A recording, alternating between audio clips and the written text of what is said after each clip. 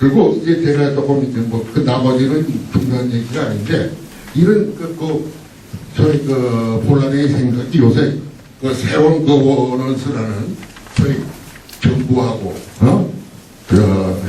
기업하고 또 시민단체가 같이 협의해서 저희 공공 문제를 이때까지 공공 문제라는 건 국가가 갖다서 하는 걸로 돼 있었거든요. 근데 그런 문제를 같이 협의해서 하는 이런 새로운 형태의 거버넌스 같은 걸 이제 모색하는 경향이 요새 있었고, 그 거버넌스의 경향도 지금 저의 신자유주의가 대조하면서는 처음에는 그 거버넌스도 처음에는 민영화였죠. 신자유주의 그 영향에 의해서 국가가 하던 걸 가능한 민간에 맡기는데 그 민간화라는 건 저 기업, 시장 원리를 도입하는 겁니다. 말하자면 요새 뭐 공공 철도라든가 뭐 발전소라든가 여기에 저희 시장의 원리를 시장이 왜냐하면 효율 소비 원리가 있으니까 시장에 맡기자는 거죠. 그게 이제 민영화의 그 첫 모습이고, 그 다음에 두 번째 이 요새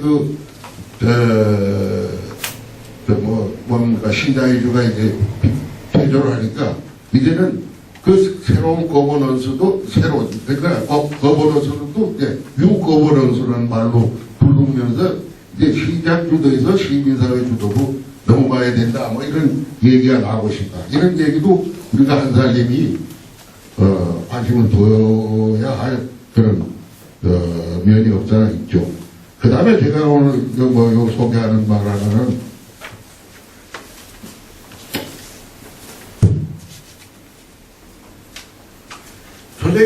요새 뭐 잘 알다시피 지금 유럽에서 그냥 젊은 사람들이 우리나라도 마찬가지지만 젊은 사람들이 저 1% 대 99%라는 그런 구호를 두고 저희 점령하자라는 그런 운동을 많이 전개했는데 그것이 가능성이 있죠. 그런데 그런 과정 속에서 이 사람이 유럽에서는 말이죠.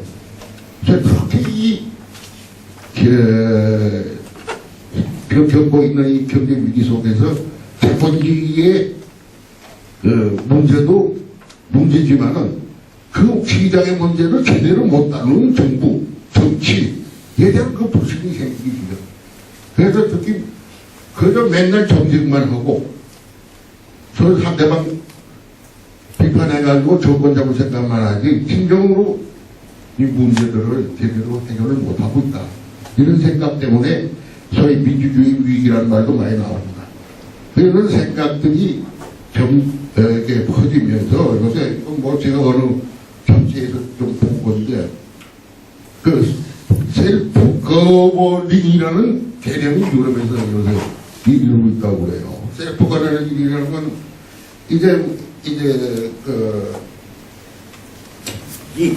아까 제가 말씀드렸던 그 에고와 구별되는 셀프. 그 셀프는 개별성과 공동체성을 같이 가지고 있는 거죠. 뭐 셀프라고 해가지고 자기만 위하는 그런 개성만을 주장하는 게 아니라 그 동시에 공동체, 통합과 연결되는 이 양면성, 그걸 우리 한살림에서 생명의 기본적인 특성이라고 보죠. 그걸 이제 우리가 이제 한살림의 전일적인 그 구조, 그걸 우리가 얘기를 하는데 그게 바로 이 셀프에도 적용되는 겁니다. 사회를 구성하는 원리를 이때까지 그 대의, 남한테 권력 매겨봐야 선거 때 잠깐 자기가 주인인 것 같은 느낌 들었다고 막 보니까 권력자들이 다 좌지우지하고 자기는 그냥 하나의 그 대상에 지나지 않는다. 그런 사실을 겪고 그걸 아마 잘 해주면 좋겠는데 요새 같은 이런 위기 속에서 제대로 다루지 못하고 지들끼리 권력 싸움하는데 그러니까 기업이 뭐 이윤 추구만 한다고 욕하면 많이는 하는데 그것만 욕할 게 아니라 정치권이라는 건 계속 자기들 권력 추구만 하고 한다. 그러고서 부패하긴 마찬가지고 이런 현상에 그 절망한 유럽의 그 새로운 특히 젊은이들이겠죠. 이들에 의해서 이 정치와 사회 구성 원리를 셀프의 원리로 다시 구성해야 되지 않겠는가, 이런 생각들을 하면서 이런 셀프 거버닝이라는 개념이 유행하고 있다고 그래요. 그런데 이거는 우리 동양 고전에도 있는 얘기입니다. 동양에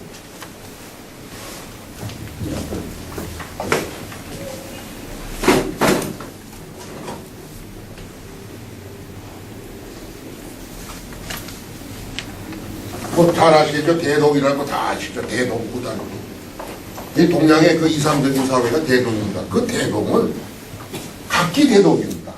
그 말해서 모든 성원이 동등한 셀프로서 동등한 관계 속에서 사회를 구성하고 그러면서 하나의 그 대동으로 통합돼 가는 그게 가장 일상적인 인간 사회라고 생각하거든요. 그러니까 바로 지금 유럽에서 제기되고 있는 이 셀프 거버닝이라는 개념이 동양 고전에 나오는 경제 개념이 각기 대동이라는 말하고도 일맥상통하는 것이죠. 그 다음에 제가 이제 이거와 마지막으로 말씀드려야 할 것은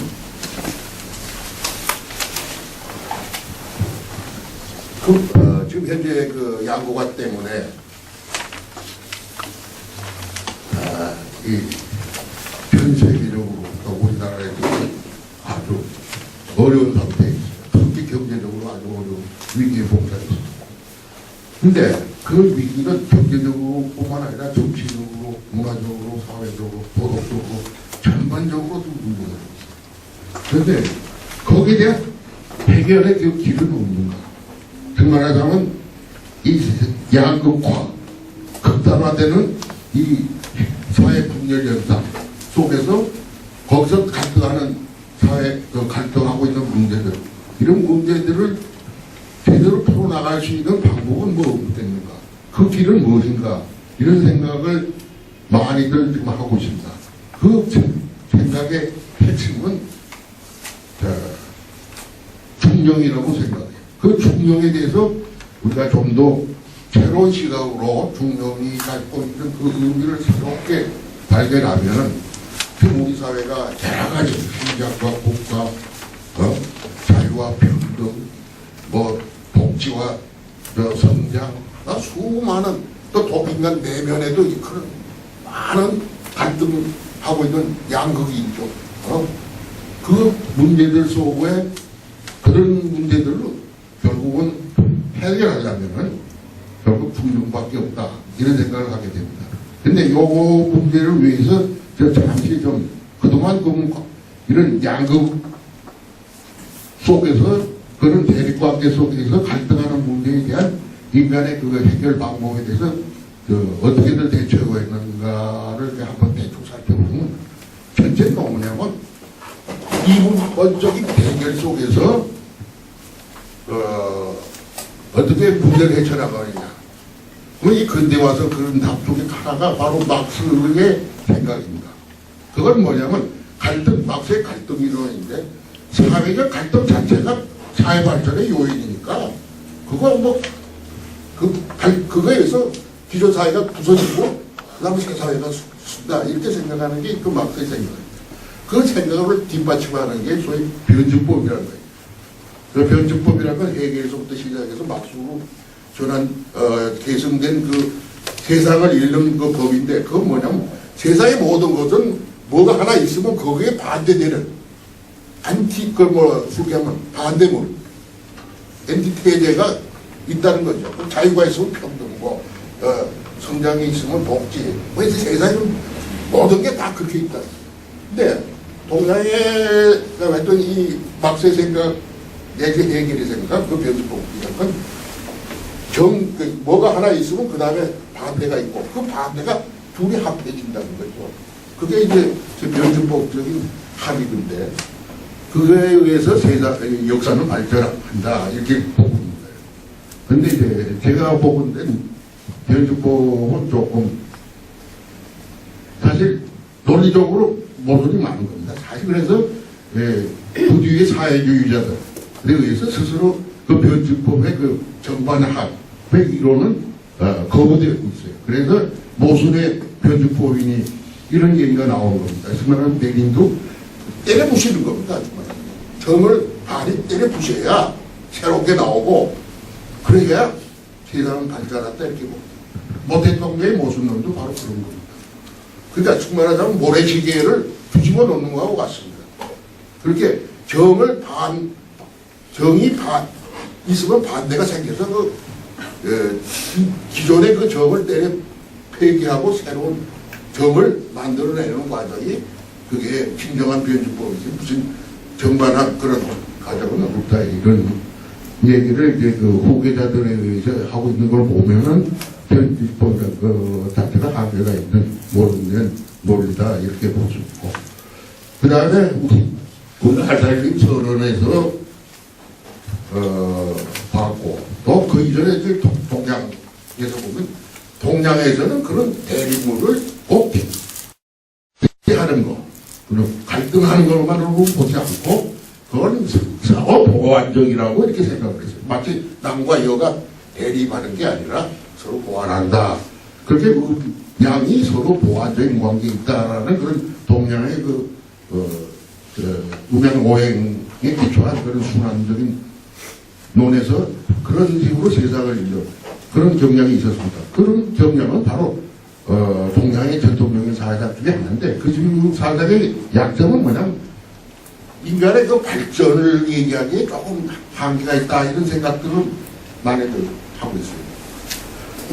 말하자면 순환된 계절의 순환이라든가 자연의 그 변화를 설명하기는 유효한데 인간의 그 격동적인 역사라든가 이런 걸 설명하기 좀 한계가 있는 거 아닌가 이런 생각을 하게 됩니다. 근데 우리 동양의 이조 말에 조선조 말에 그 동학을 찬시한 최초우 선생께서는 그걸 기엽 분열이라는 논리로 설명하셨는데 난 이걸 상당히 탐모라지 논리하고 정말 하자면 이 세상을 보는 항목이 두 가지가 있습니다. 하나는 세상을 고정시켜 놓고 보는 겁니다. 고정시키고 그 구조를 논리적으로 따져보는 그런 인식의 방법을 보통 이제 조금 철학적으로 표현하면 존재론적인 시각이라고 보는 겁니다. 논리적인 시각. 그 다음에 또 하나는 뭐냐면 인간, 우주 만물이 다 고정되어 있는 게 아니라 생성하고 태어나고 자라고 쇠퇴하고 죽는 이런 생성 변화하는 그런 존재란 말이에요. 그러니까 그런 존재는 소위 그렇게 존재론적인 세상을 고정적으로 보는 그런 존재론적인 시각으로 보면은 제대로 볼 수 없다. 그런 살아 움직이는 이 천지 만물, 인간의 역사 이런 거는 결국 생성하는 그 모습 있는 그대로 봐야 된다. 그러기 위해서는 최재우 선생께서 제시한 그 개념이 바로 불견기현이라는 겁니다. 불견기현인데 그건 뭐 간단히 얘기하면 이렇게 이 생성 변화하는 이 움직이는 이런 동태적인 이 사물을 고정시켜 놓고 보면은 그렇지 않다는 거예요. 그런데 이거를 생성하는 그대로 놓고 보면은 바로 그렇다는 거죠. 그러니까 요건 보통 이제 유물론자나 이제 무신론자들이 이제 하늘의 근거, 하나님이 존재하는 그 근거 뭐냐, 부인하지 않습니까? 근데 그걸 지금 그분들이 보면 현재 이 유물론이나 무신론자들의 주된 논거는 바로 그 존재론적인 시각입니다. 말하자면 그 사람들은 물론 이 영적인 정신적인 존재를 인정도 하지만은 인간의 그 물질적인 생물적인 그런 물질적인 구조도 이 동쪽으로 보지 않고 고정적인 틀 속에서 보는. 그러다 보니까 최재우 선생은 지금은 아직 모르더라도 더 그 변화하는 흐름을 따라가다 보면 알게 되는 그 미필한 것은 불연이지만 알게 되면 기필하면 그 기연이 될 수 있는 그런 구조로 세상을 그런 틀로 세상을 봐야 된다. 그렇게 말씀하시면서 그 불연기연이라는 그런 세상을 읽는 그 문법을 하나 제시하셨습니다. 그러니까 사실 그 세계 사상사에 어제도 없는 최재우 선생이 아주 똑같은 사상입니다. 그런데 제가 요새 이 세계적인 이 경제 위기 속에 제기되는 이 양극화가 극단화되는 이런 현상 속에서 그걸 이제 해결하는 그 방법을 위한 어떤 논리적인 틀을 제시해야 되는 게 아닌가 이런 생각을 하는 중에 제가 이제 여러분들 그런 얘기를 많이 하기는 있죠. 그래서 등용을 한번 다시 봐야겠다. 우선 우리 정치를 보세요. 우리 정치 보형으로 갈려가지고 서로 갈등하는데 소위 진보적인 사람들은 이 소위 보수적인 거는 보수라는 건 원래 변화를 원치 않는 거 그게 보수다. 그렇기 때문에 이 보수를 때려 엎어야 뭔가 세상은 된다. 잘 만들어져 제대로 발전해 나갈 수 있다. 이렇게 생각하고 보수라는 사람들은 저 진보 세력은 저건 사회 안정을 기본적으로 깨버리려는 그런 불안 세력이기 때문에 저것들은 어떻게 해서라도 막아야 된다. 이런 생각을 하는 게 보수라고 한다면 그건 세상을 잘못 봅니다. 즉 말하자면 어떤 특정한 극단에 치우쳐 있는 거고 그걸 고정시켜서 거기에 거기에 매여져 있는 구속된 상태가 바로 그런 사람들의 그 의식구조입니다. 그러면 이 양자 사이에 예컨대 요즘 얘기를 하면 저 요새 많이 얘기했던 성장과 복지 그 성장이라는 그 어떤 원칙 하나 복지라는 그 원칙 그 하나 극단에 매여져 있는 겁니다. 근데 현실은 항상 그 중간 어디에 있어요. 말하자면 복지하려면 돈 필요하고 돈 벌려면 돈을 벌어야 복지를 하지 않습니까? 그러면 돈을 벌기 위해서 경제를 성장시키는 것도 필요합니다. 그렇다고 해서 경제가 성장하는 게 필요하다고 해도 모든 걸 다 깨치고 그저 거기만 매달리면 그건 잘못된 거죠. 이런 양극단 속에서 잘못된 상황을 극복하기 위해서는 제3의 길이라고 할 수 있는 그 균형점을 찾아 나가는 게 바로 해결의 길이라고 볼 수 있는 거죠.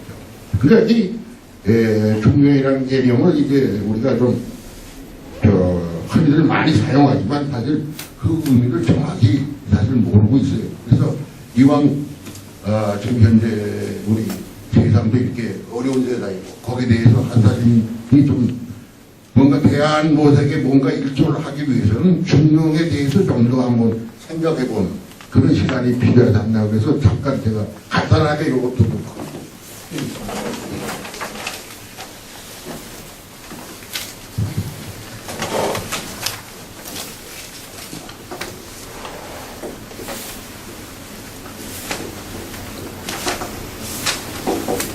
이 중이라는 건 말이죠.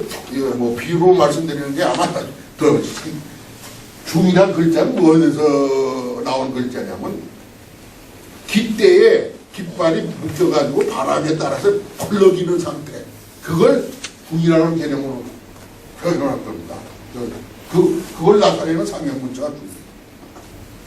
그러니까 요거는 뭐냐면 양극 사이에 어느 한쪽에 치우치지 않고 그러면서도 넘치지도 않고 부족하지도 않은 그런 상태. 그 상태를 다시 말하면 지금 주어진 시간과 장소 속에서 가장 알맞는 상태. 그걸 뭐 요새 컴퓨터 용어로 얘기하면 최적의 상태, 최적화. 그 상태를 중이라고 합니다. 그러니까 중이라는 거는 변화하는 그 시대와 상황 속에서 항상 변하지만은 변하지 않는 하나의 기준, 깃대 속에서 묶여져 있지만은 항상 변화에 순응하면서 그 알맞는 것을 찾아가는 것. 그게 결국 중입니다. 그러니까 이건 깃대가 바로 중요한 개념이고, 원래 이게 그걸 이제 동양 공자나 맹자에서는 이게 바로 이제 도입니다. 그러니까 도라는 게 우선 먼 하늘 위에 있는 게 아니라 이 양극 사이에 뭔가 있지만은 그 사이에서 단순한 물리적인 의미의 그 중간이 아니라 항상 변화와 상황과 시기가 달라. 그 변하는 상황에 따라서 그러면서도 하나의 기준을 갖고 알맞게 가는 것을 바로 중량입니다. 그러니까 그 다음에 용이란 말은 일상이란 말이에요. 일상.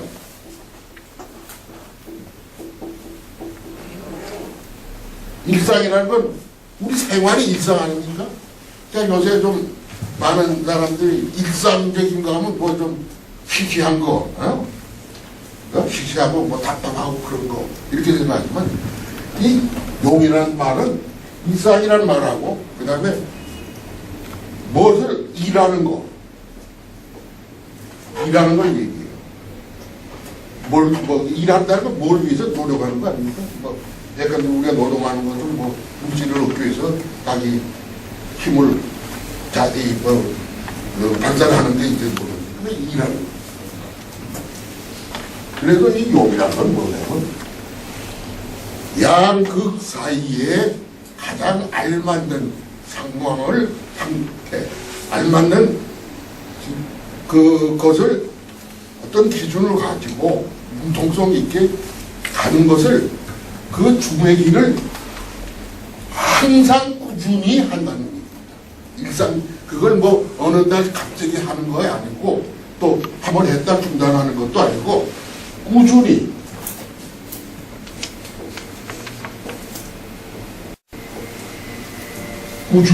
하는 겁니다. 꾸준히 하는 게 바로 용이에요.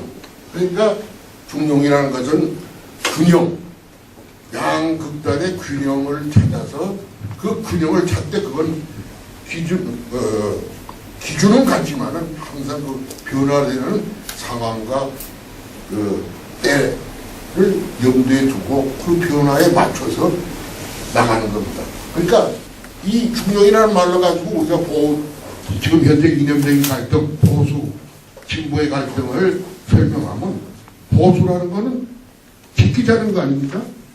하고 진보는 고치자는 건데 고치는 것과 지키는 것이 하나로 균형되게 통합되어 있는 걸 중요하지만 지키는 것과 고치는 것의 중용이 보역 갈등의 해결의 길이 된다 이렇게 생각합니다. 그러니까 지금 보수하는 사람들은 진보를 어떻게 보냐면 저 사람들은 변화를 거부하는 사람이라고 봐요.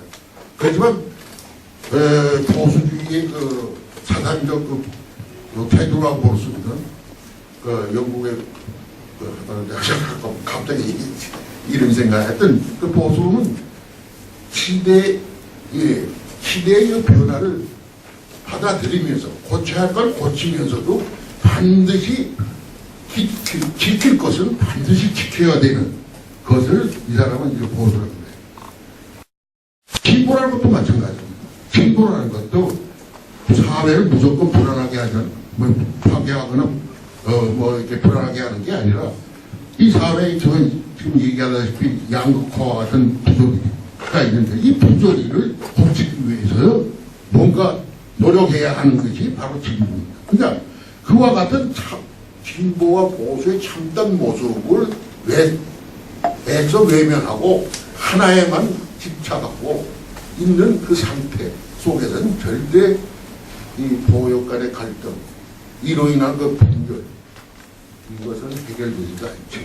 그렇기 때문에 이런 문제를 해결해야 결국은 우리가 지금 겪고 있는 정치적 위기, 또 경제적 위기, 극복하고 새로운 어떤 길을 찾아서 우리 사회가 발전해 나갈 수 있는 길을 찾아서 나가지 않겠는가 그런 생각을 하는 겁니다. 이것도 좀 시간이 많이 갔으니까 좀 다 읽어보시면 비교적 제가 설명을 좀 했으니까 읽어보시면 될 것 같습니다. 그 다음에 대생태적인 균형에 관해서 뭐 잠깐 했는데 사실은 제가 앞에 얘기한 그 문제에 대해서 주로 얘기를 하려고 했지만은 어차피 얘기 근육을 맞추다 보니까 생태비용도 조금 언급해야 되는데 이와 관련해서 뭐 한살림은 참 이때까지 가장 성공한 부분이 이 운동이에요. 유기농 운동과 이 소비자 생활협동조합이라고 있죠. 생활협동조합 이 자체가 이 소위 한살림 운동을 통해서 우리 사회에 접착이 됐고 또 우리 사회에 마침 보급시켰고 또 한살림 자체도 그만큼 좀 뭐 20만 회원을 좌원을 가질 정도로 성장했습니다.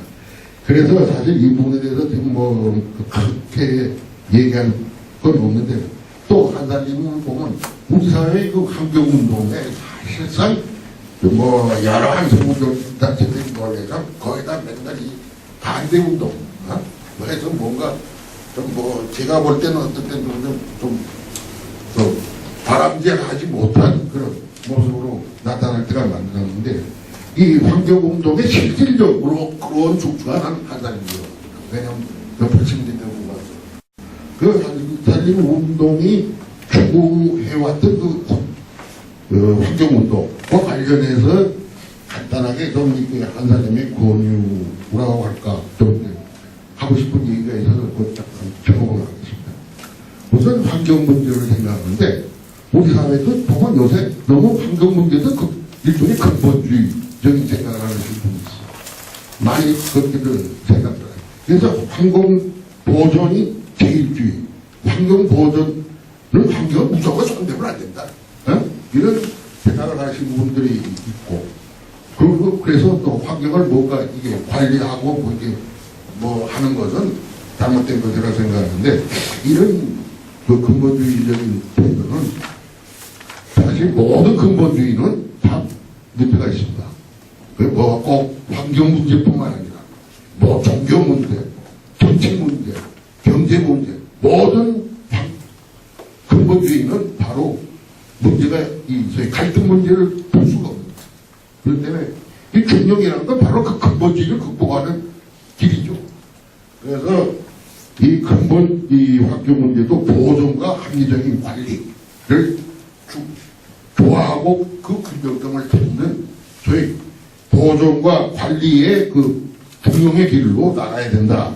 이런 얘기를 말씀드리고 싶습니다. 그 나머지는 그냥 한번 생각해 보건데 한살림에서 지금 생활운동으로 유기농산물을 먹고 그걸로 인해서 건강을 증진시키고 또 농민들의 농업을 살리고 또 농민들은 유기농을 통해서 땅을 살리고 이런 그 한살림적인 그 시각에서 가장 바람직한 같은 그런 운동을 하고 있는데 그 운동을 지금 생활이라는 영역 안에서 하고 있거든요. 그 생활이라는 영역을 하면 결국 세상도 바꿔나가는 이런 운동을 하고 있는데 그런 운동을 하고 있는 한살림. 그래서 이와임은 제가 요새 좀 관심을 많이 갖고 있는 자전거 타는 왜냐하면 이 자동차 문명이라는 걸 얘기하고 싶은데 산업 문명의 그 중심은 자동차입니다. 그러니까 이 자동차 문명에 대한 그 문제점을 우리가 극복하고 그 다음에 거의 새로운 어떤 그런 법을 타기 위해서는 자전거 타기를 많이 권장해야 되는데 지금 우리 사회에도 그러잖아도 뭐 정부나 뭐 지방자치단체에서 권유해서 많이 보급되고 있지만 뭔가 좀 잘못 가는 것 같아요. 그럼 뭐냐면 스포츠 레이저 이쪽으로 가보세요. 이러다 보니까 이게 소위 우리 사회의 명품 소비 성향이랑 비슷하게 이 자전거 타는 사람들의 태도가 조금 막닥지 않은 그런 면이 없잖아 있습니다. 그래서 뭐 어떤 사람들은 뭐 나도 자전거를 좀 타는데 그 하나 보면 쉴 때 보면 자기 자전거는 뭐 몇천만 원짜리라고 뭐 이런 자전거 타기 문화는 잘못된 거예요. 그러니까 자전거를 타되 그렇지 물론 레저 스포츠 차원에서도 해야 되지만은 우리 생활 속에서 특히 큰 것 지역 동네 왔다 갔다 할 때는 자전거 타면은 우리 한사님 조합원들이 그 한사님 가서 뭐 물품을 구입한다든가 뭐 이거 할 때 물론 때에 따라서 뭐 거리가 너무 먼 경우도 있겠지만은 이제 가능한 자전거 같은 걸 타면서 가면은 저희 이 지금 화성연령에서 기후온난화가 아주 심각하고 그거 뭐 현상 그 피해를 지금 우리가 지금 매일 보지 않습니까? 그러니까 이런 데 일조하기 위해서 자전거 타기 위해서 이 더군다나 20만 그 조합원을 갖고 있는 한 사람이 한번 생활해서 자전거 타는 거 이걸 한번 해보면 어떻겠는가 이런 생각을 했습니다. 그리고 끝으로 뭐 이건 뭐 혹시 오해가 있을까 해서 얘기 안 한다고 그러는데 환경운동 근데 유기농 하는 건 좋은 일이지만은 모든 유기농을 다 옳다고는 볼 수는 없는 거예요. 근데 강가에서 유기농하는 거는 강을 오염시킬 가능성이 있기 때문에 그런 문제를 항상 염두에 두면서 환경운동, 유기농운동 이런 것도 해야 된다.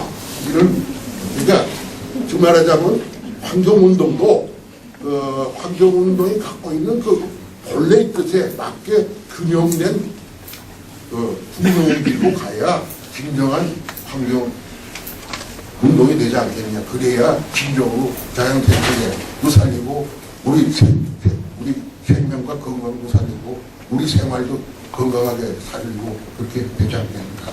그렇게 생각했습니다. 하여튼 이걸로 제 얘기를 끝내는 걸로.